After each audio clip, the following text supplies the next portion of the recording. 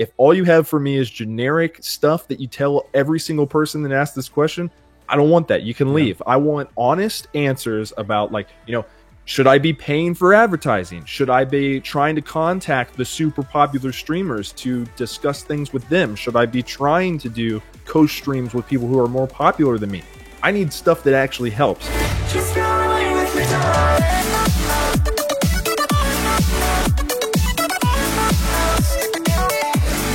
Hello, everybody. Welcome to the Stream Key Podcast. I'm your host, Green.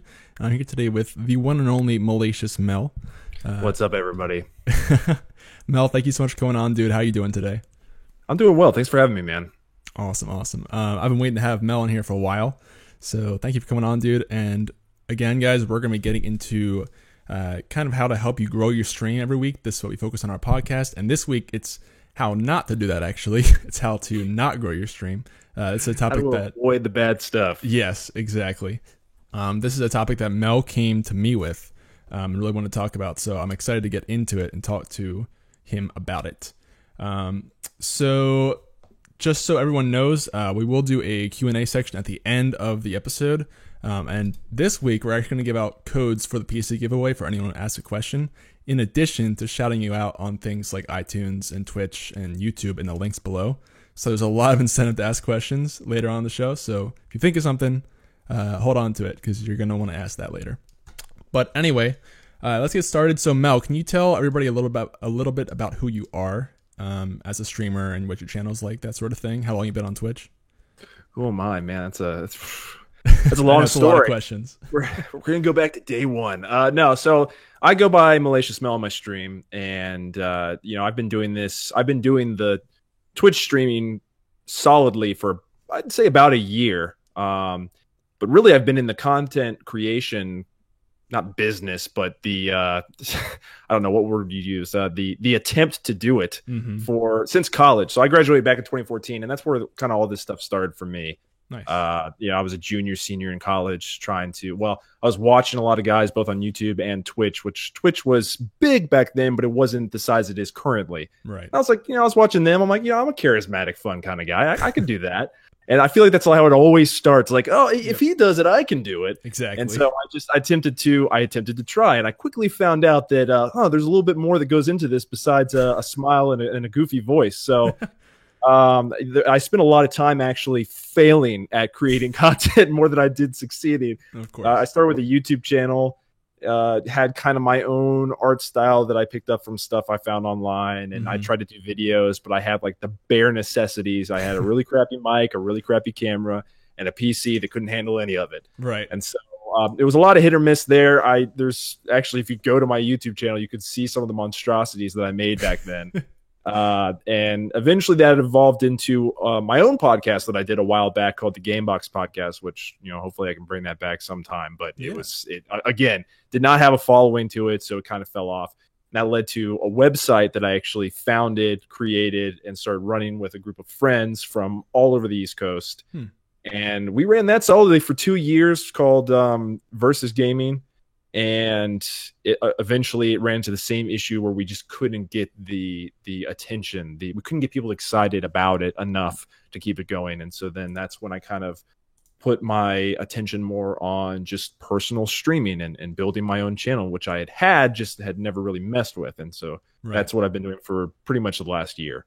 Gotcha. Okay. So you've been seriously streaming for about a year or so, you'd say? Yeah, and I've been like trying to take everything that I've learned over the last several years and implement that while continuously learning new things. I've revamped my whole channel with new art, and I'm continuing to do that stuff that I've made personally. I'm looking to get custom sounds and music done from a friend who's a DJ and stuff like that. Just trying to really go as professional as possible with the whole setup. Nice. Yeah, it's awesome. I love your channel branding so far, honestly. That was thanks. Definitely one of the things that drew me to your channel when you applied to be a sponsor. Oh, really? Yeah. Oh, nice. Okay, good deal. I think that's pretty unique. Awesome. So I just have a personal question for you, just to warm up kind of to the conversation before we get into how not to grow your stream. Where did your name come from?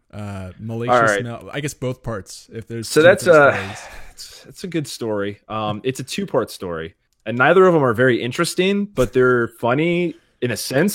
So what I'll do is, so I actually go by Mel in real life. That's Okay. like my nickname that I've had since I started college. And for those of you that played sports in college, high school, whatever, there's always kids with the nickname. Sometimes there's two, but there's always like the one guy that goes by his nickname, whether he likes it or not. That was me pretty much from middle school through college. It was always a different nickname, but the one in college really stuck the most. And basically I showed up my freshman year. I want to say it was the second week of camp that this thing came around. And basically the seniors in their infinite wisdom came up to me one day and they were like, Matt Elliott, I don't like that. I don't like that at all. Let's shorten that. Let's make it Melliot. And I'm like, you know what?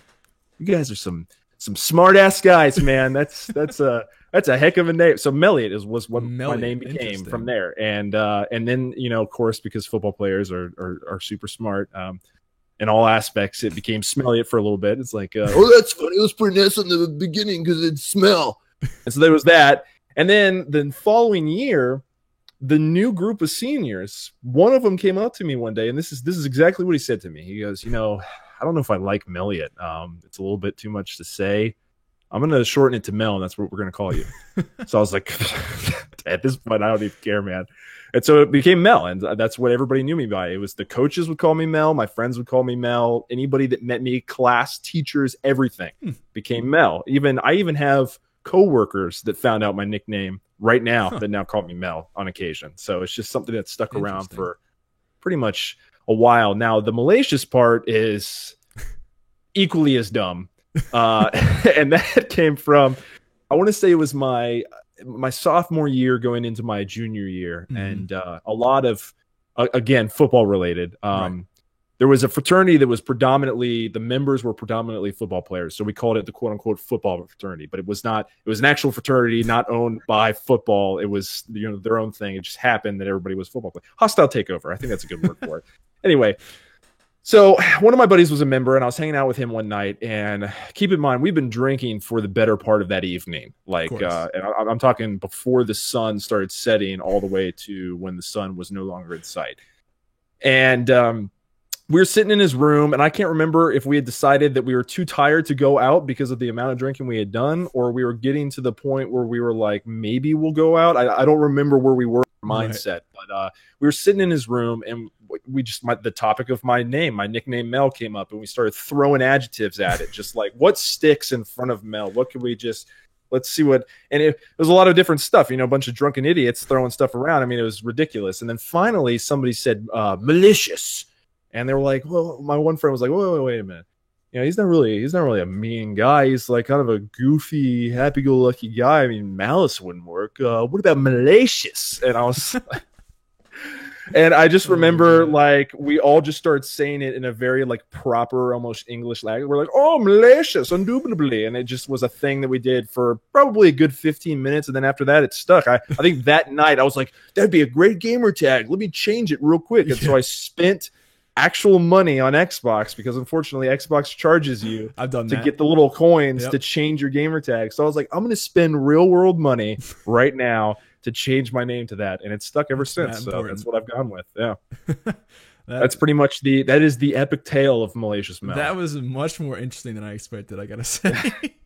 And now anytime I meet you, I'm definitely gonna have to say that in a British accent. Malicious. Malicious. Yeah, it's funny too, because I always feel like I don't feel like I have to. Sometimes I do, because people will say, oh, malicious. Like, they'll read it and not realize. And I'm like, well, you know, if you watched me, you would know that I'm not even close to that. I always correct people. And sometimes I've been in streams where I'm in the chat and they'll say my name, like, thanks for the follow. And I'm like, oh, you actually pronounce it like this. And they're like, oh my God, I'm so sorry that I said it. Like, people are actually think I'm offended. And I'm like, oh no, never mind. Just so hard. Forget it. Too much attention is being drawn to myself. Please continue your stream. Oh man. Okay, so moving on. You're a True Gaming sponsored streamer. This is a new question I want to ask anyone who comes on the show. Okay. So how did you first find out? Am I the guinea pig for this? Sorry, what'd you say? Am I the guinea pig for this? Yeah, we'll see. Oh, depending on how you answer is the litmus test here. In the hot seat. So you're a True Gaming sponsored streamer. How did you first find out about True, and how long you've been part of the fam? Do you know anyone? Did anyone kind of bring you in or anything? I know we have a lot of people who have that story. I believe it was you, Ben, wasn't it? Was it me? I think it was for the most part it was you. But the way I found out was not from you, but I think you were the one that I continuously talked to, and eventually I got accepted you're in. right. That's right. Yeah. But no, the way I literally random occurrence, like it could have.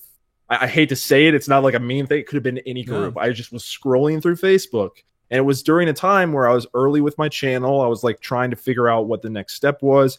Hey, will sponsorships help me? What kind of sponsorship am I looking for? What are some things that I could be doing? What are some groups that I could be joining? And I just happened to be scrolling through Facebook. I wasn't even on like a chat room or a message board or anything. I was just scrolling through my own news feed, and all of a sudden there was an ad like, do you like streaming? I was like, yeah, I like streaming. It was like, oh, join, like, check out True Gaming. And it like had this whole thing. I was like, I like that. I'll try that. And so I sent in an application and immediately was rejected. It's like, yeah, guy, you don't even have 100 followers yet. What the hell are you talking about? You want to join our community? And no, but seriously, I got a reply back, and it was like, yeah, sorry, we can't accept you. You haven't met the criteria yet. And I was like, okay, well, that was a bad start, but I got the invitation to join the Discord, and they were like, maybe if you stick around, you kind of like talk to some of the other people in the community, especially some of the already sponsored streamers.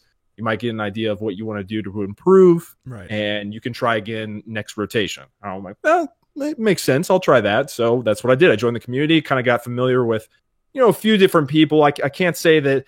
I think there's been a couple people that I've gamed with here and there. I'd like to make more of an effort than I currently have been. In fact, I've been pushing to get some of the Destiny players together to do a raid, because I haven't freaking played a raid yet in Destiny 2. My own friends, I've been like, y'all need to catch up so that we can play this. I'm tired of waiting. But anyway, and so I think that's when I got into contact with you. I noticed you were a head honcho. At least your name popped up the most with everything. So I was like, well, he must be important. Let me talk to him. And we started chatting. You told me some of the stuff. You're like, hey, this is what I noticed from your channel. This is what you maybe need to work on. And so that's what I did. And here I am. So yeah, pretty much. I finally got everything. And I'm still growing. I'm probably one of the lower tier sponsors streamers, but yeah, I mean, it's been positive progress so far. Yeah, you've definitely been growing. I've noticed that too. Awesome, man. Well, thank you for telling me about that. I'm always kind of interested to see how people get into the community. So yeah. Cool. Let's get into the actual meat of the discussion here, which is, once again, guys, you can see it in the... You vegans might want to tune out of this. We're getting into the meat of things. Yeah, watch out. This is where you leave. So this week's topic is bad advice, how not to grow your stream. And again, this is a topic that Mel came to me with. So I want to first start off by asking what exactly bad advice is, or fake advice. Kind of both are similar. Well, I saw on here that you added fake advice. I don't know. I mean, obviously there's going to be, you could say that there's going to be fake advice out there. Like somebody gives you disingenuous advice. It technically is going to be, it's fake advice. But I would say bad advice is the thing that we want to focus on here and talk about, because it's something that's more prominent within the industry, really with anything. But I guess a couple examples that I was thinking about right off the bat. So when you think about bad advice, it doesn't have to be wrong. Well, yes, it can be wrong advice.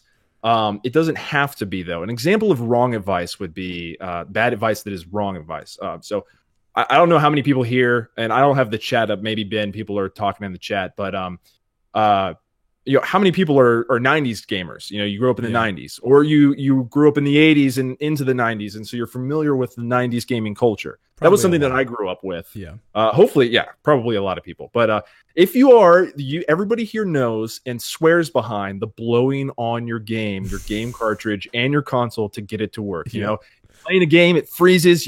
Oh God, you panic. You pull the game out, you blow on it. It's not working. So then you blow into the actual console. You put it back in, and boom, it works. Yep. Everybody swears by that. I swear by it. It's not right. It's wrong. It's wrong to do that. Actually, it's been proven. I don't know how recently, but it's been proven that actually hurts your cartridge, your game, more than anything, because what you're doing is you're blowing into the cartridge, and you have, I don't know if it's, saliva. I can't remember what exactly it was. You have saliva, you have precipitation coming off of your breath. You're rusting the contacts of your game. So actually, all those times that we thought we were fixing it, whatever the problem was, had nothing to do with that. We were actually making a new problem.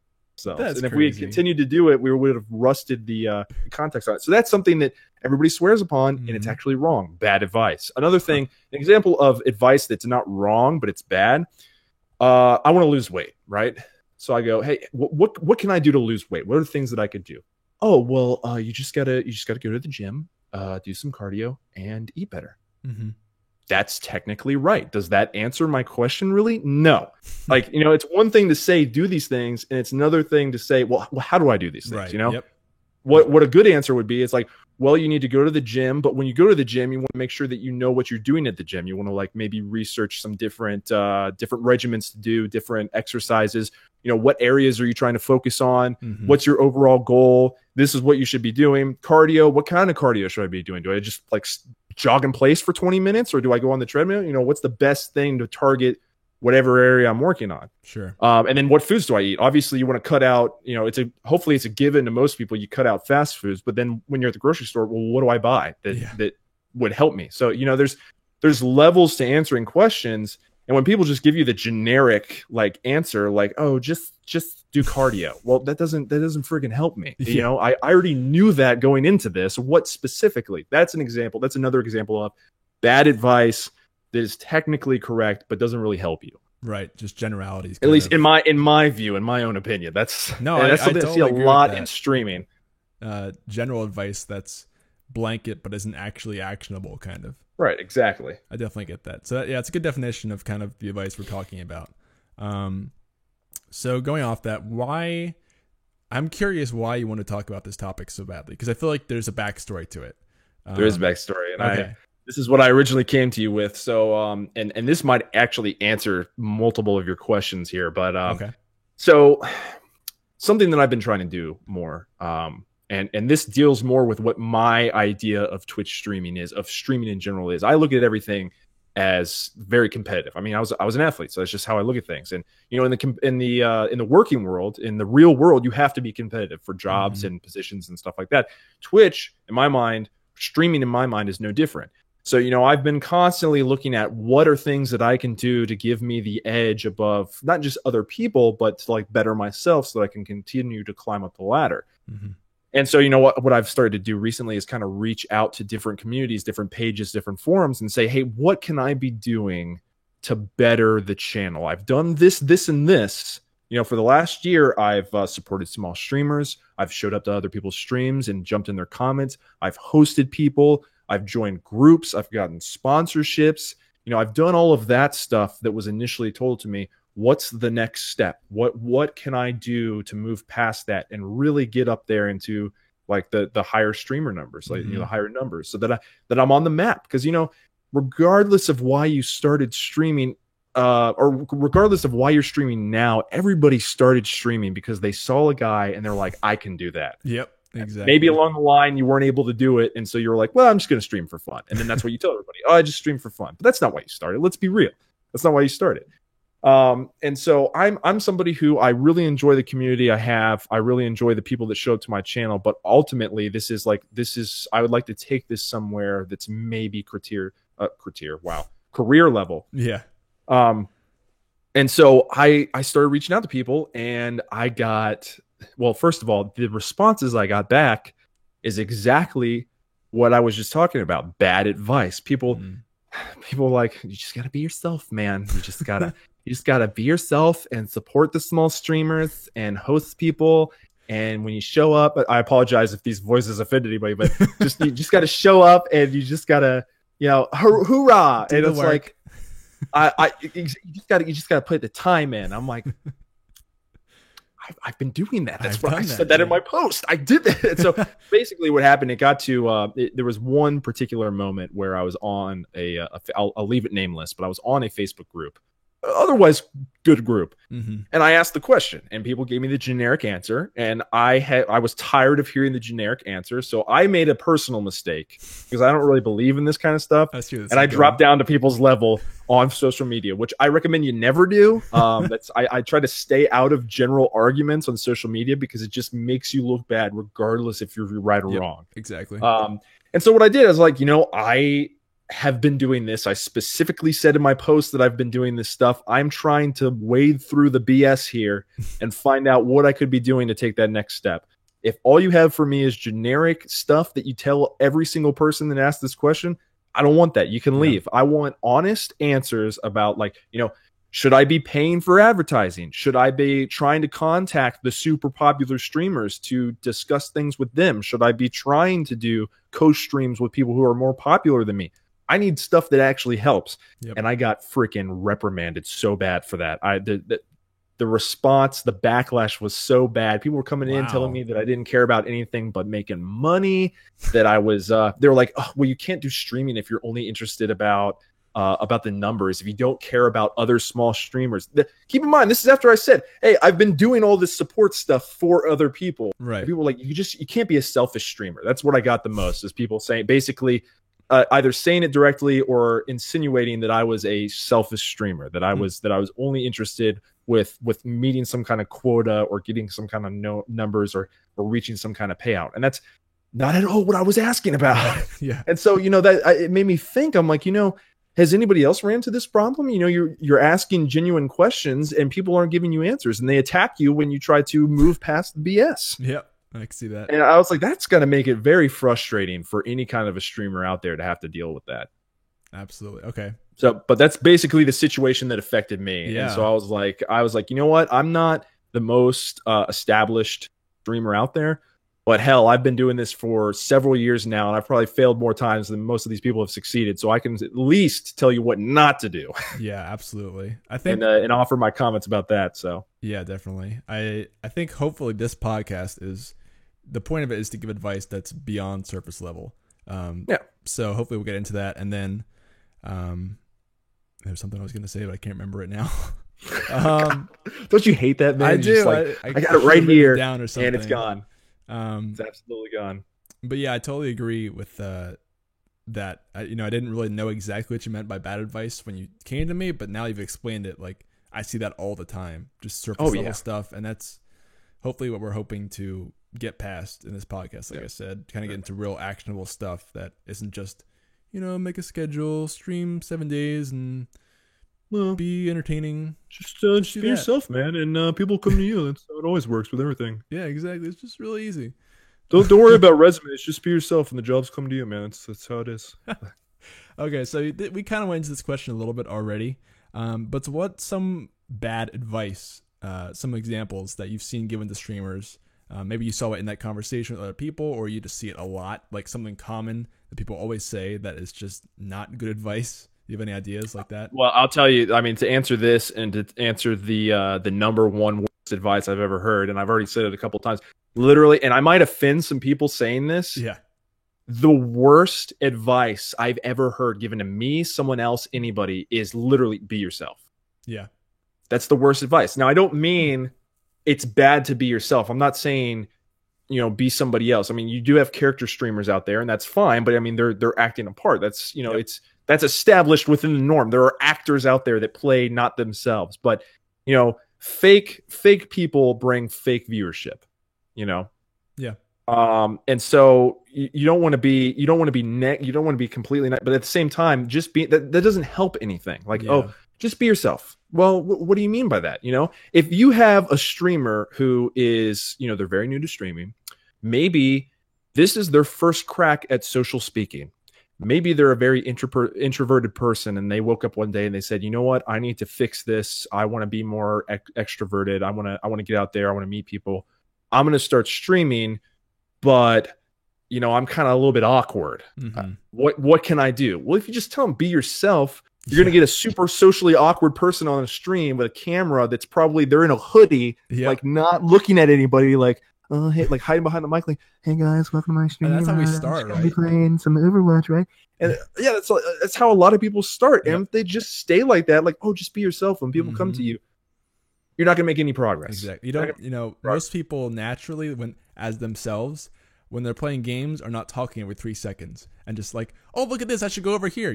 That's not normal behavior. That's not yourself. Like, let me tell you, if I was myself playing a game, I wouldn't speak a word because I'm so focused on trying to it's a bad habit of mine when I play shooters, when I play things like Destiny 2 and PlayerUnknown Battlegrounds. I'll get locked into a battle. I'm just sitting there like, I'm pressing here. Man.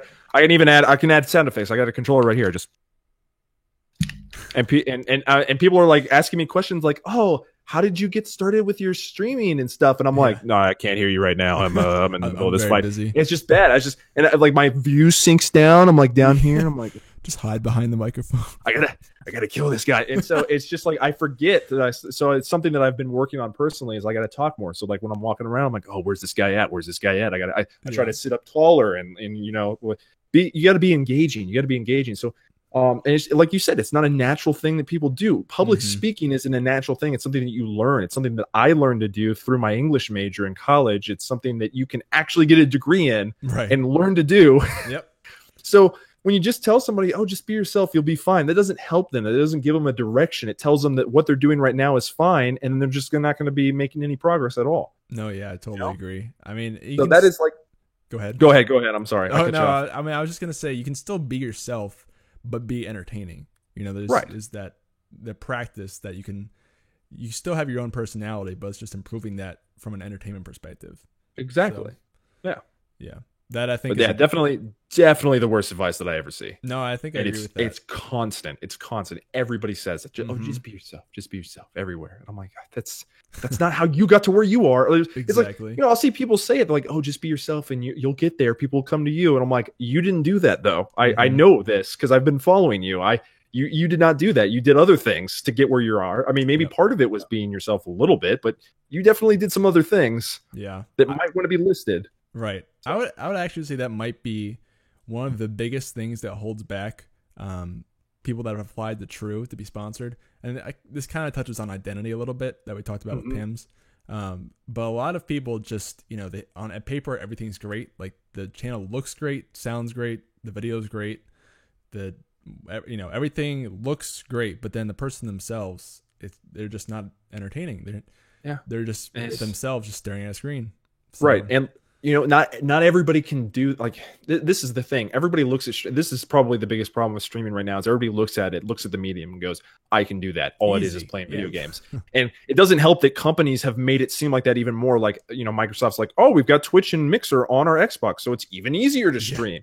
But when you look at the reality of the people who are top tier, who are partners, who are making the big bucks, they have a very professional setup. They conduct themselves in, well, usually there's obviously some bad apples, but usually they conduct themselves in a very professional way. They've got a green screen like what I have. They have a nice audio interface system like we both have. Headphones that are very nice. You know, they're very crisp and clear and audible when they're talking and stuff like that. They're good at their game that they're playing. They're like really damn good at the game. There's all these factors that go into streaming. So, you know, it's not that easy. And I found that out the absolute hardest way because I was one of those people. I was like, he does it, I can do it. And then I tried it. And I'm like, wow, there's a lot more that goes into it. Yeah. So I just had to like research is what I did, which is something that I would stress big to you guys. Yeah. But it's so much more difficult than people realize. And you know, the other thing is, and I think this is part of the reason why there's bad advice out there from some of the bigger streamers. Smaller streamers, that's an easy question to answer. It's bad advice because they don't know. They think they know because they've done like, oh, I've streamed for a year, so let me tell you. I mean, that kind of makes me sound like a bad, like one of those people. I've only been here a year, but I've been doing this since college, and I've been like learning from my own failures. But you know, you get somebody who just started streaming, and they're like, "Well, this is what I did, so I think that's what you should do," and they give somebody a completely wrong advice. That makes sense. The higher streamers that have been doing it for years and years and years, and who have like, you know, made the sponsorships, the money, the everything. The reason why they don't share what they want to do is because A, it's competitive, and B, there's a lot of people looking just for a handout essentially. And this is a conversation I actually had with a partner streamer. Now I don't know how many people know about this guy. He's like a smaller partnered streamer. His name is Trightmare, and I met this guy actually 2 years in a row at a small convention in Fredericksburg called GexCon. Lots of fun. If you're in that area, definitely check it out one year. But this last year I met him, and you know, off camera I was doing some filming for my website. We were doing interviews and stuff like that. We did an interview with him, and then finished. I was like, hey man, do you mind if I can talk to you off camera? Now keep in mind, this is a character streamer. He wears these onesies and a robe and a king's hat, and he's like King Trightmare, and he's got this whole voice and thing that he does when he streams. He's a goofy guy. It's funny. If you've ever met character streamers, they're hilarious. But anyway, I brought him off to the side. I started asking him a couple questions, and he was still in character, like, "Oh yes, blah blah blah blah blah." And I finally was, I was like, but seriously, I'd like to know some of your opinions as a streamer. And I'm a small end guy. I'm trying to get my channel off the ground. What are some of these things I need to know about? And he dropped, like, I was surprised. He dropped everything, his accent, his everything, and just spoke to me like, if anybody's watched The Walking Dead, there's the guy who's the king. There's a couple of scenes where he drops his act and talks normally, and he sounds completely different. I felt like I was in that scene because he just dropped everything and goes, "Yeah, dude, I'll talk to you straight." And we had a like 30-40 minute conversation just standing there. And he said, "Yeah, it's tough to kind of network and to get information out of some of these guys, even for me as a partner streamer." He said the reason why is because when they are popular, they're where they're at because they started in Twitch at an early time when Twitch wasn't super big, and they just happened to capitalize at that time, and they've been able to ride it up ever since. Well, now you have all these people coming in because they see that success and they want a piece of it. And they come in and they're disingenuous. They pretend to be your friend just to get info and follows out of you, and then they leave. The follow for follow stuff. I freaking hate follow for follow. Well, we can talk about that later if you want. More bad advice, yeah. More bad advice. Do not do follow for follow. Like, No. it's an empty shell. It's a hollow shell. I don't recommend it. But you just they got so used to all these people coming in and saying, "Hey, gimme, and not really giving anything in return. Sure. That they kind of secluded a little bit. They stopped doing all of these. Hey, let's meet up. Like I remember a couple streamers used to do meetups, like let's meets. Yep. And they would like go to a bar out in some city, and everybody would show up, and they'd have a good old time. I don't see a lot of those anymore. Yeah, I rarely say. I just did one for my Facebook group that I help run in DC, but that was a smaller deal. But like the bigger streamers and stuff like that, I hardly ever see that anymore. That's just because people show up and they just want to know all of your, like, what are all your secrets so I can copy you and do the same thing and get to where you're at. And then bye, see ya. Like this particular streamer, Trightmare, was telling me, he goes, I know friends who met people, and those people like became an intricate part of their lives, and then it came out that they were only interested in the success that person was having so that they could like leech off of it. And he said even more so as a partner, it's the same deal. He said, I went to a mixer in DC. He was telling me, like, DC, they had this Twitch mixer that Twitch website invited partners out to, and he went to that. And he walked around, and there were a lot of streamers there that were like more popular than he was, kind of higher up on the bar than he was. And he remembers distinctly walking up to one girl. He didn't give me her name or anything like that, so it's not, I couldn't even say it. But he walks up to her and he introduced himself, and he's like, "I'm Trightmare." He started trying to talk to her about her channel and his channel, and casual conversation. You're meeting a bunch of other partners. You want to know about them and converse. And he said that this girl turned, looked at him, listened to him for about 30 seconds, took a sip of her drink, turned, didn't say a word to him, walked off to the other side of the room, never talked to him again the rest of the night. Wow. And it was because she was up here and he was still a little bit down here, and that was too much of a gap for her. Right. And it's a reality you deal with, because there's a lot of people out there that are just like, I just want. It makes it hard for people like me or people like you or any of the other streamers listening who really want to build something to get honest info back. Yeah, people. That's definitely tough. It's not something that I have an answer to. I mean, I don't know how to fix the problem. Right, it's just something I've noticed. It's something for you to be aware of. Just observing the problem. No, I definitely agree with that. And I've heard people talk about that with even like TwitchCon. TwitchCon, definitely. Yes. Yeah. Even like with more than one partnered streamer, like for example, like a bigger partner streamer and a smaller one, even that, like the bigger streamer just won't give the smaller one a time of day, even if they're partnered. Yeah. So, no. It's crazy. But anyway, that was a long tangent. Yeah. Let's move on a little bit here so we have some time for questions at the end. Like I said at the beginning, man, I tried to warm bit here about my tangents. Like, no. Like I said, I like getting deep on topics rather than just going through everything. I think it's more practical for people. Okay, so interesting challenge for you. What's one piece of bad advice that you could think of a better solution to, or that you could give some actual good advice instead? It could be the follow thing.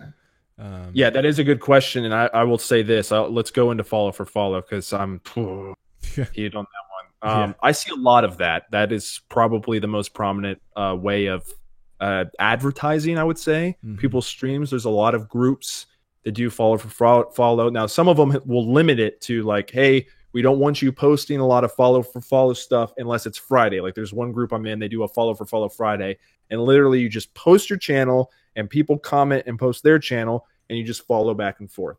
The problem with that is you don't establish a relationship with any of those people. Yeah. You do not establish, it's a hollow audience that you have. It's just I a mean, I number. may follow you, but it's just for the numbers. It's just so that my number looks bigger on my screen than it did before. And I have absolutely no reason to come watch you. I have no interest in you other than you're a number added to my overall follows. And it's a that number will that hopefully doesn't get even- me. Yeah, it doesn't even matter. Like It doesn't. for important numbers on Twitch, followers, like when you're starting, that seems like an important stat. And it sure, like when you're getting your first 100 followers, that feels great. But Yeah. ask anyone who's been streaming for longer than a couple months, certainly any partner streamer, and they don't care at all about followers. It means No. absolutely nothing. They could have 0 followers, they could have 1 million, they wouldn't care. I will tell you that Twitch specifically looks for viewership Yep. and traffic over anything else. So, for Totally. example, I am under 200 followers. I don't care to. I don't care if people like hear that on this stream or whatever. Right. I'm under 200 followers. I'm working on it, man. But I'm still low tier as far as that's concerned. I am a Twitch affiliate, and Mhm. I'm obviously a sponsored streamer. That's more than I can say. I have a buddy of mine that I stream with on a regular basis. He Mhm. has 3 times the follows I do. Right. Not an affiliate, not sponsored. See, So so what are your average viewers around right now? It fluctuates. Recently, it's been a little bit lower, but it usually fluctuates between 5 and like 13, sometimes more than that, depending on the event. Right. When I've streamed to y'all's channels, I've had probably the most viewership, but obviously it's your channel. It's Right. just my face. So Right, but my point is, so let's say you get 5 viewers, right? And Yeah. you have 200 total followers. That's a much better picture than going to someone's channel who has 6,000 followers and 1 or 2 viewers, or even yeah, none, 1 or 2 viewers, which I Right. see a lot of in sponsored streamer applications. These guys who have tons and tons of followers, and then you go into their stream and it's just absolutely dead. Despite because those followers. And that's because they did exactly what we talked about. They did the follow for follow to get generic follows. Mm-hmm. And none of those people developed a relationship. None of those people were like encouraged to check out their channel and really like connect with them, give them a reason to come back and watch. And so nobody does. Right. And so it's just frustrating to see that, because that is the worst way to build your channel. Mhm. And people always tell you, oh, it's a great way. It's not a great way. It's wrong. That's wrong advice. That's bad advice. Now, there are some good ways about doing it. The follow for follow Friday, I guess if it's your choice, you want to try it out, Mhm. fine. Maybe you want to boost your numbers just for your own personal preference. You could try it out once a week. Great.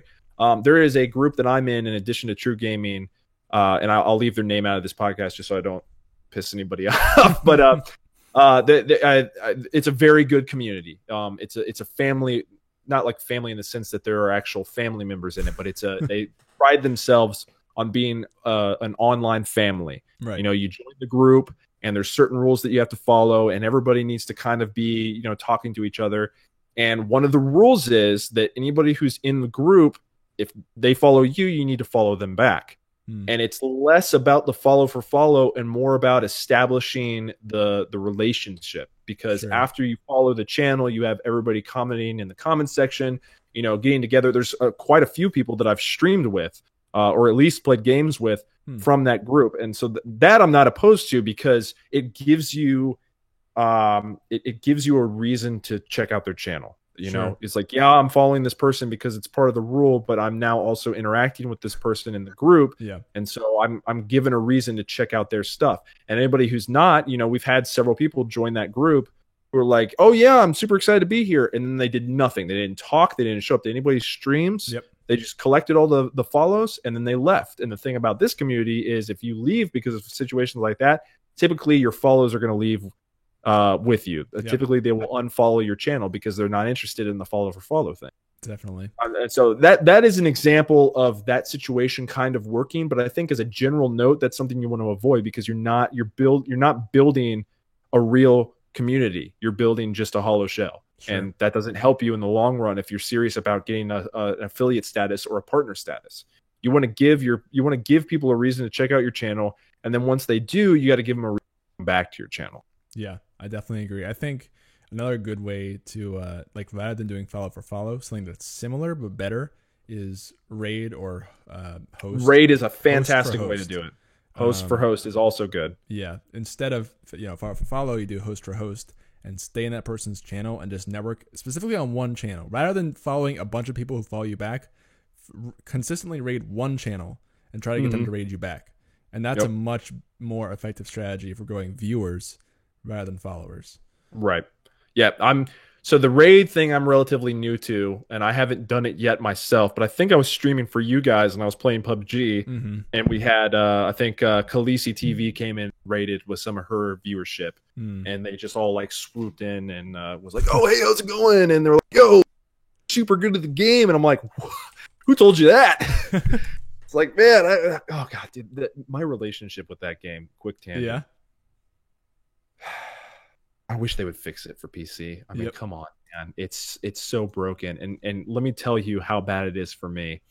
I have nearly 500 hours in that game. I'm at 478 right now in that game since I bought it when it basically the first week that it launched.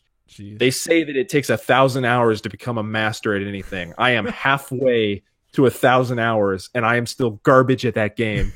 And it makes no sense to me, and it's so frustrating because I get stupid freaking. And I have a good PC. I mean, if you look at any of my streams, I would not be able to have that quality stream if I had like crappy material. Right. And I'll have buildings not load, I'll have guns not show up, and I'm like, oh my, it's definitely it's brutal. And I'm like, I was thinking about that the other day. I was like, yeah, 1,000 hours is what you need to be a master at anything. I'm at 500, halfway there, and I still suck.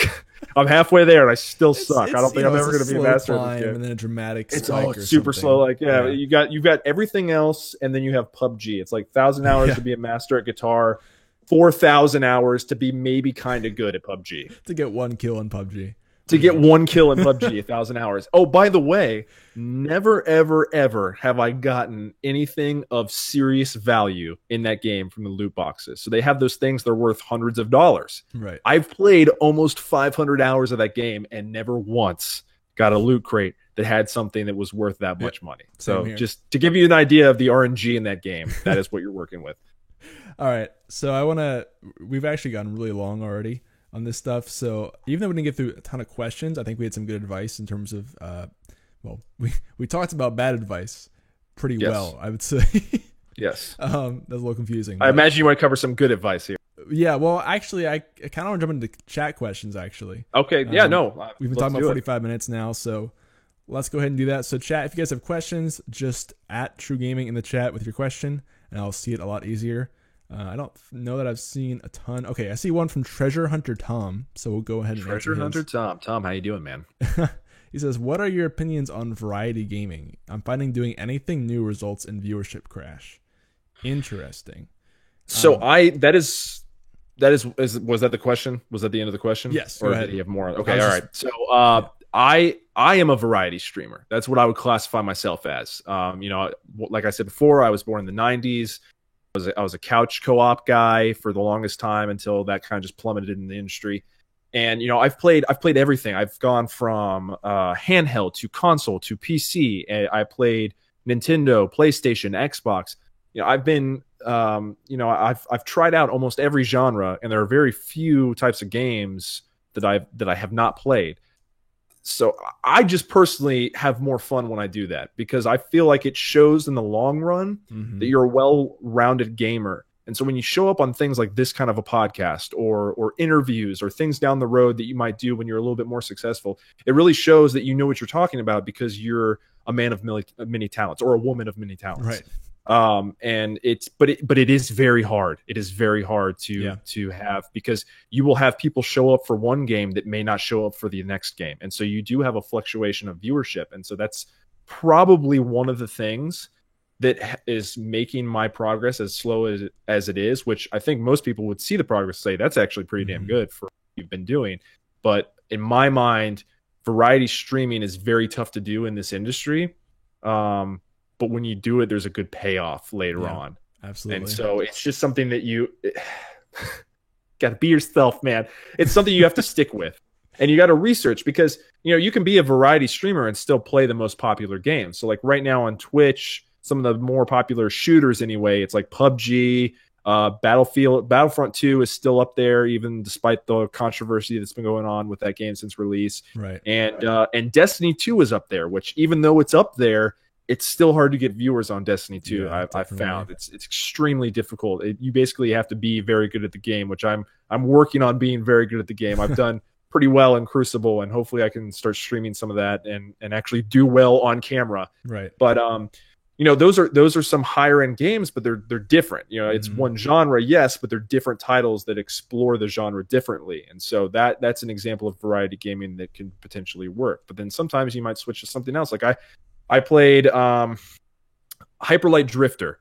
I got a lot of good views on Hyperlight Drifter when I was streaming that game. I didn't get as great of views on Hellblade when I was streaming that one. And it was like, similar style game, but two different genres. Obviously, you've got one that's more like Zelda, and you have another one that's more visually story driven. The old Zelda, I should say. And you have one that's like more visually driven, and I thought that was going to be a great game to stream. It just didn't bring the viewership. So it's something you kind of got to wade through and feel out, and you just got to keep trying new games. I would never tell you like, oh, you just got to keep at it. Like, that doesn't help you. Definitely try different games. Do one and see how that works. Maybe try some more in that genre and see if you get the same progress. And if you don't, maybe switch to a different genre and play that game. But honestly, it's just something you got to feel through, and it is very difficult. Yeah, something that I do. It's I literally I'm going to be streaming after this, and I have no idea what I'm playing yet. It's just that's the life of a variety streamer. Right. I would quickly say my piece of advice on this is, so people come to your channel they want to expect something from your channel. If you're a single game caster, they can always expect that game. But if you're not, then you have to find something else to give them consistently. And for a lot of people, that's personality. So the biggest streamers have very strong personalities, or they're very good at kind of every game. And people know that and expect that and come back for that. So I think the biggest thing is finding something consistent that your viewers always know is going to be there, and making it strong. It doesn't, like, it's not, how can I put this? It's not enough to have something that's just good. You have to have something that's really good as a variety caster. Exactly. In my opinion. No, that's good advice. Yes, it is. Okay. And no, sorry. Personality for me, man. That's my good looks and my smile. That brings back. There you go, man. The secret charm. So Treasure Hunter Tom, thank you for asking that question, dude. You'll get a code and you'll get shouted out in the podcast notes and everything. Next, I think I saw a question from Driz, who's another sponsored streamer. Oh, okay. Driz TV said, what are good ways to network or branch out? Good in all caps. Good in all caps. Yeah. Okay. So that is something that I struggle with. I'm trying to find the best way. Yep. What I've seen has been really cool is actually physically meeting people. Like meeting people at conventions has been has done very well. Yep. But you can't always do that. So let's dive into groups and stuff like that. It pays to be in a group and spend a little bit of time there. You can't expect to go into a group new and jog a huge conversation where people are talking to you and then you can make contacts through that. It pays to spend a little bit of time there and kind of establish yourself, like I did with True Gaming. Right. I think what has worked for me has been like, hey, who plays this game? Who's interested in playing? Yep. Like forget the co-streaming. Like, who wants to co-stream? Who wants to help promote? Just, hey, who wants to play this game? Yeah. And what I've done is like, hey, who's playing PUBG? Who would be interested in teaming up? I need a squad of 4. Who can fill that gap for me? And people are like, well, I'll try it out. And then you stream with them and you have fun. And you kind of wait. Sometimes people are a little bit awkward and maybe you don't stream with them again. But typically the people I've streamed with, it's been fun. And I invite them back. I'm like, hey, we got to do this again. And you make them, when you stream with them, you make them feel like, oh, hey, he wanted me here. And not to say that I've never not wanted somebody, but you know what I mean? You kind of emphasize the fact that like, hey man, I had a good time and I'd like to do this again, or girl or whatever. And that's just a good way of doing it. But as far as networking, it's not a proven science to me. I network any chance I can with anything. I've messaged streamers directly on Instagram, like, hey, I noticed that you're streaming this game. What do you think about it? Stuff like that. Or, you can do that route. You can try to do conversations between people, like post something like, hey, how does everybody feel about net neutrality or something like that? and then have a discussion and maybe latch on to one person's comment and start discussing it with him or her and whatnot. I mean, that is the best advice that I can give out of my personal experience. But just going and being like, "Oh, who plays this game? Oh, that's cool," and then nothing after that, you're not helping yourself. So follow for follow, not helping yourself. So. Yeah, I think generally something I picked up from what you were saying, and something that I think I've been thinking about a lot in general recently is, I think you need to focus on one person at a time. I think there are a lot of people that focus on, I want. Even like I want 10 viewers, I want 20 viewers. Before you even get to 10, you have to get 1.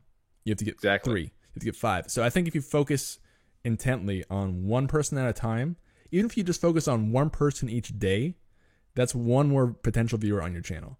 And I think when you're starting like that, that's super important. Now that doesn't scale very well once you get to past 100 viewers, but I would guess most people here probably aren't even close to there. So when you're first starting, I think it's really important to make just real friends, because those people who are going to come out and watch you no matter what you stream. If you're a variety streamer, for example, if you're very good friends with someone, they will come out and watch you. Especially if you put time into them, they'll put time into you. That's the best way I can put that. A lot of my friends right now, a lot of guys that I stream with and girls that I stream with right now are all people that most of them I have not in life, and I all met them through doing this. And I have a program that I use when I stream that kind of moderates it does moderate, but it manages my chat and my stream for me, so I can actually see people's gamer tags when they come into my stream. And so what I'll do is I'll look over and I'll be like, hey, so and so, thanks for coming out to the stream. Nice to have you here. Feel free to jump to the chat. So I engage people by like you said, a personal basis, like individually, and try to get their attention that way. And then when they discuss, I mean, I've had streams where I had several people watching and only one person commenting, and I had a full-on conversation with that person through the entire 2 or 3 hours that I was streaming. And so I think, Ben, what you said is absolutely right. Awesome, dude. Thank you. Yeah, I think that's great too. Just even if you just have one person, that's one person you can have a whole conversation with and get to really know that one person over the stream. And then they'll come on the next time. So anyway, Driz, thank you for the question, dude. You'll also get shouted out in the notes. I would give you a code, but you're a sponsored streamer and you're not eligible for that. So sorry about that. No cheating your way through this one, buddy. Yeah, exactly. No cheating. But if anyone else has a question, please let me know. I don't think I've seen any, but again, if you ask a question, you'll get a shout out, you'll get a code, and you'll get some cool answers for streaming.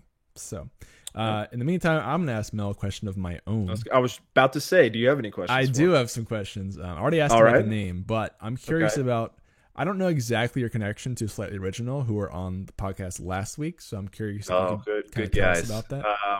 Well, it was a brisk autumn. No.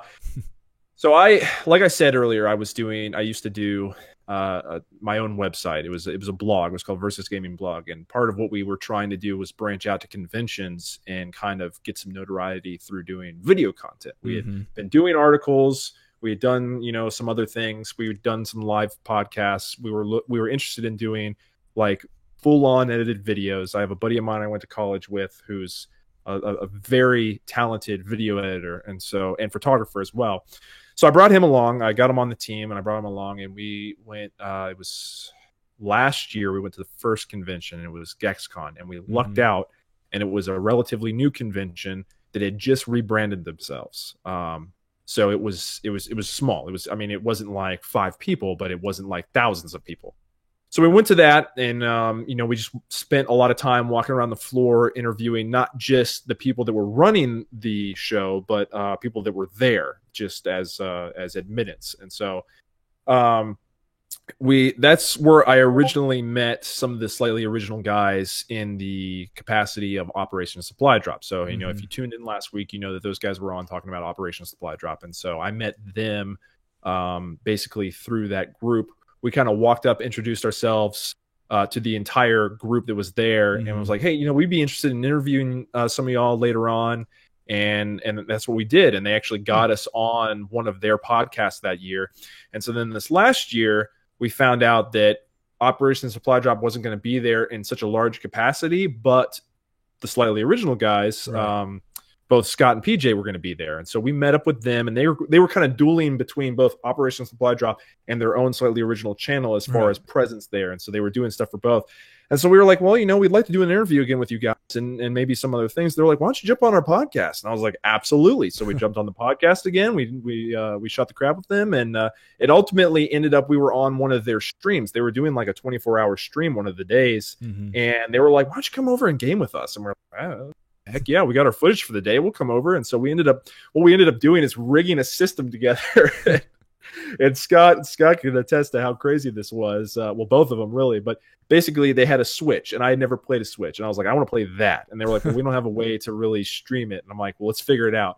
So they had multiple cameras. So they took one of the cameras and they put it on an arm, and they stuck it above where we were sitting and kind of had it zoomed in on the small Switch screen. I'm talking like when you pull it out of the dock. They zoomed in on that so Interesting. that you could see it, and then they had another camera that was viewing both of us, and then we had to sit like really close together, and we had the little controllers, and we were playing one-on-one because they didn't have enough controllers, and then we traded off to the it was Slightly Original versus Gaming Blog, and we just like would trade off between the two partners, and whoever won the most out of the races would win at the end. We ended up losing, but I think I did pretty well considering my first time playing on that system. But we just streamed that for a good hour and a half, I think, and that's kind of how the bond started. Since then, I've been trying to get them a little bit more involved with some of the projects I've been doing, and I haven't always had a schedule that's on par with theirs, and so there's been a lot of like, oh, we're going to do a stream tonight, and then for obvious reasons on both sides, we've had to cancel those. So when I saw the opportunity to get them involved with you guys, I jumped on that as soon as I could, because I knew that was something that both they would appreciate and you guys would appreciate. No, So, yeah, we definitely but, loved. but having that's him basically how I know him. The last couple of years, I've seen him at this one convention, and we've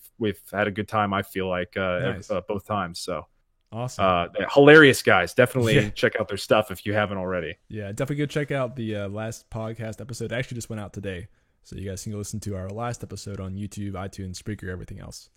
Cool. Thank you for answering that question. I'm gonna jump back into viewer questions really quick. I see one from Step. What are your thoughts on streaming guilds? And I First of all, Step, what's up, man? We need to game again. That needs to be a thing that happens. Yeah. And go ahead with the question. Gaming guilds. Yep, that's most of the question. I'm assuming he means guilds in terms of kind of what Streamlabs used to do. I think they just stopped it. But I know that some people still do guilds. Are you familiar with guilds? I know of guilds, but I'm not as familiar as to what that entails past like a community. I mean, similar to what a clan might be on something like Destiny, or is it just is it a smaller, like more connected community of people? Like how? So to my understanding, the way it functions is that you have one streamer who's more experienced as sort of the head of the guild, and he or she is teaching other people in that community to grow as streamers. And again, Streamlabs did their own version of this for a while. I think they shut it down. And just off the top of my head, I know Admired Plague does his own guild now. I imagine there's others that do it as well. But the idea is that you have one more experienced streamer teaching others how to, I guess, develop their own streams more. So I don't know if you have experience with that. I have some thoughts on it too. So I mean, I can't say that I have experience, but I mean, from what I'm hearing, the general concept, I think that the idea. Just shook my mic here. The idea behind that sounds great. It's all about how it's executed, you know. So if you have the concept of somebody who's higher up saying, "Hey, I'm going to teach you guys how to do this the right way," is great in theory. But if the practice is wrong, if they're in it for the wrong reasons, or if it turns out they don't actually know what they're doing that well, then it can have negative effects, obviously. And that's with anything. That's with any kind of mentorship. I mean, I had, when I was in college, my football mentor, every single day my freshman year told me I should just quit. And it wasn't because he was trying to make me tough or anything like that. He actually didn't like me for whatever reason and wanted me to quit. So every day I heard, you should just quit. You should just quit. You should just quit. And obviously in that situation, a mentorship isn't working how it's supposed to. So it really just depends, I think. Wow. Okay. Yeah. Step also just added on that generally you pay for them, which I didn't know exactly. So that's interesting. Yeah. That kind of changed the game a little bit. Again, it's the same concept, I think. If they're doing a great job, if they're in it, like I actually want to teach you guys this stuff, then hey, maybe it's worth it for you. Maybe it's worth it to pay the money and learn. I mean, it's not any different from like going to a class or a school or something like that. But if the professor sucks, then it's a waste of money. I mean, if the guy's like, oh, I'll say that I'm teaching them, but I'm not going to teach them too much because I don't want them to be competitive with me, and then I'll just rack in the money. That's not good. That doesn't help anybody except for obviously the person ripping you off. So yeah, I have some interesting thoughts on it. I love the idea of bigger streamers helping smaller streamers. That's always a good thing, especially if it's really good advice.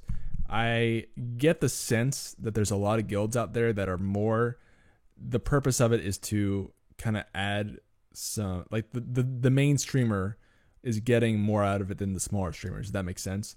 Because they're getting money, and even if they're not getting money, they're getting kind of credibility. I've seen some people do this the wrong way, where they have great intentions, they start the guild to help other people, but you can tell by the way they're doing it that they're really doing it to kind of glorify themselves, if that makes sense, to make themselves seem like better streamers, or really to even use the people that are in the guild to help promote themselves. So that's what I would say would be a problem if that happens, if that starts happening. Well, besides the stealing your money, but yeah, that's like a huge one. Yeah. So I've seen that sometimes. Not everyone does that. There are probably great guilds out there. I don't know. I've never been in one. I've never run one, but I imagine it's something that you have to be very careful about, especially if you're spending money, because you really want to get your money's worth out of that. And there's ways to get advice without spending money. So sort of my thoughts on that. Yeah. I mean, that's the same thing with anything that you pay money for. You got to make sure that you're getting a quality product in return. I mean, so something I do on the side, besides my main job in this, is I actually do channel art for other streamers. That's something that I started doing for myself, and I was like, you know what? If I can help out some other streamers, I'll do that. I do charge money, but I feel like my prices are they're competitive in the fact that they're a lot cheaper than other people, because I'm not an established graphic designer. I'm just doing the best with my own ability. Yep. And, I see my girlfriend is a graphic designer. And so she's kind of like given me some insight to that industry and how things work. And I've had some personal experience with reaching out to people, and people will charge you a ridiculous amount of money for something as simple as a logo. Now, my girlfriend might argue, well, there's a lot of things that can go into that, but the reality is sometimes the cost is just outrageous. And so I try to, because I enjoy doing art, I enjoy drawing. So I try to like kind of come up with a more competitive price, but at the same time, people got to realize that you're not just going to hand it out to them. So there's nothing wrong. You just got to make sure that you get what you're paying for, or I'm sorry, you got to make sure that you're getting quality for what you're spending. Yeah. I think there's nothing wrong with charging a fee for something if, you believe it's a really good product, but, anyway, we're kind of running out of time here. So quickly, I got one more question from Driz again. This is a good ending question here. All right, good what is the best experience you've had on stream? That's a pretty cool question. Best experience I've had on stream. In years of streaming. And I don't know how I would answer that either, to be honest. Shoot, I don't know either. I would say there was a couple of times. And they were relatively recently, and they were actually both on True Gaming's channel. So the first time was the first ever time that I streamed for True Gaming. It was the first Thursday that I came and took over, the first Thursday night, and it was right off of the Warframe hype. Yep. So I showed up with my rinky-dink stream. I don't even remember what I was playing, and I had like 74, capped at 90 at one point, people watching. Several dozen people, like at least half a dozen to a dozen people in the chats commenting and talking to me. And I was like, this is it, man. This is what I've been looking for. This is amazing. And I was like so happy. I was super stoked the entire time. I was like, I was just all over the place. And then it was like later on, I was like, I didn't transfer it.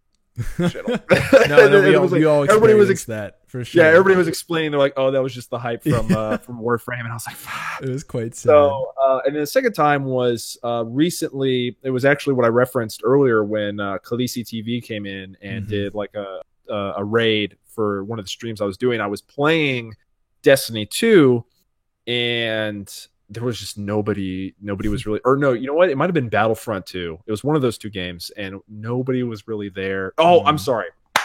completely wrong. I was playing Dead by Daylight with Gotcha. a good buddy of mine, and we had like a few viewers and a couple of people. I think Dusty Design was actually, or Dust Design was actually in the chat talking to us during some of that time. And it was like, it was okay, but it was like a normal stream. And so I was getting ready to hang it up. I think I'm going to end the stream here pretty soon. And then a couple of my friends came on. They're like, hey, you want to play PUBG? And I was like, okay, I'll play for another hour, because that's how it always ends up being. Right. So I was like, okay, I'm going to continue the stream, but if, I'll probably end it here pretty soon. I appreciate those that came out tonight. It's starting to slow down. I was on my last leg with the stream. I was ready to just shut it down because people were dropping. Sure. I switched to PUBG, and all of a sudden just dozens of people start pouring in. And they're like, hey, how's it going? Like, Wow. chat. We had numbers go back up. People were talking about like, oh yeah, I heard you're really good. So like, no pressure. And so like, it was just back and forth. I'm talking with the chat. They were laughing at some of the stuff that we were doing on screen, because PUBG gets pretty humorous when I play with my friends, especially the ones that rage. Oh my god, they're hilarious. I can imagine. But anyway, that was awesome, because it was a revitalization. I hit my second wind, and we went for another hour and a half, I think, to 2 Nice. hours. That's awesome. So those are probably the best moments, Awesome. Yeah, I'd say so far. I just want to say I love, and Step said this too, I love that you said Dusty Design. I just think that's hilarious every time I hear that. Well, so story behind that.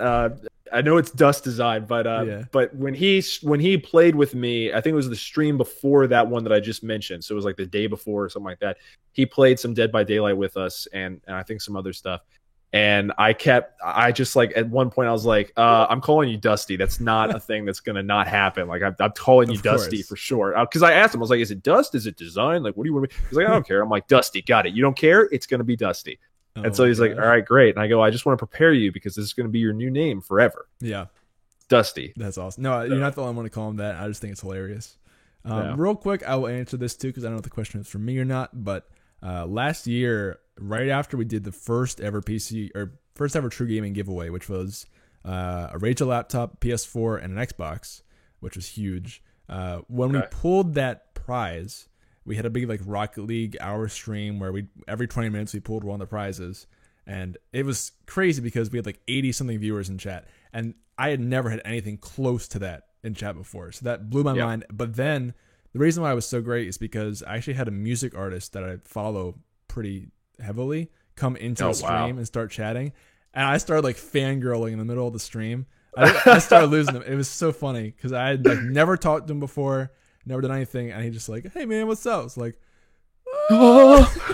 pretty much, yeah. Hey man, hey. Yeah, hey, yeah. No, it was really good though. But that was probably one of my favorite moments on stream. That's anyway, awesome. That I think is most of the show for us, guys. I think I got all the questions. Everyone asked a question. I think Driz, Step, and one more new face, Van Wagoner, or not Van Wagoner. Who was it? Treasure Hunter Tom. All three of you guys will get shouted out in the podcast show notes and VOD and everything else. And this will probably go out next Monday. So you'll be hearing this. If you're listening to this after the fact, it'll be, 12/11, I guess? The Monday 11th. So stay tuned for that, Hope you have a good Monday. Yeah, and then actually we're going to have, I think that same day live, we're going to have Pure Chaos on the show to talk about creative streaming, which would be really cool because she does a lot of that sort of thing. So anyway, but Mel, thank you again so much for coming on, dude. It was a really good conversation. I hope that people learned a lot from it. Where can people find you on your stream? So you can... Media? I'm actually going to be live again here at 9:30. So like you can come literally in the next hour, you can come and check me out again on my own channel. You can go. So typically what I'm most active with is obviously my Twitch channel, which is, twitch.tv/maliciousmel. I have a Twitter at maliciousmel. I have a Facebook page that I'm trying to be a little bit more active with. And that's also facebook.com/maliciousmel. And then Instagram is the other big one. And I'm Malicious Mel on that as well. And that is where I post a lot of my artwork. So if you're interested in getting help with some design things, you're looking to like maybe get some new artwork or your first artwork, but you don't want to break the bank, maybe check out some of my stuff and see if I'm something you'd be interested in. And then we'll talk from there. Awesome. But yeah, literally in an hour, I'm going to be live again, dude. Just the double shift. That's great. My schedule is a little bit off on my channel right now. I need to fix it. I am now live weeknights at 9:30. Nice. with the exception of some Fridays. So that's just my schedule's kind of hectic because I have a girlfriend that's out of town. So weekends really aren't always available to me. But Awesome. but yeah, weeknights at 9:30 is typically when I go. Okay, so that's where you can find Mel, guys. Go to his channel weeknights at 9:30. That will be linked up in the description for the VOD and podcast and everything else in the show notes. So go find all those links down there. But that is going to be it for us for this week, guys. I'd like to thank you all for coming out and hope you will come out next week for Pure Chaos, whether you're watching live or listening after the fact. Until then, guys, we will talk to you next time, and I hope you have a great night. I'll talk to you later. Take care, everyone. See ya. Is being on Steve Well, good? you've been touched by Steve a lot. What? I was gonna say, I mean, he It's a thing. Steve is my dad, so I'm pretty sure he touched me when I was a child.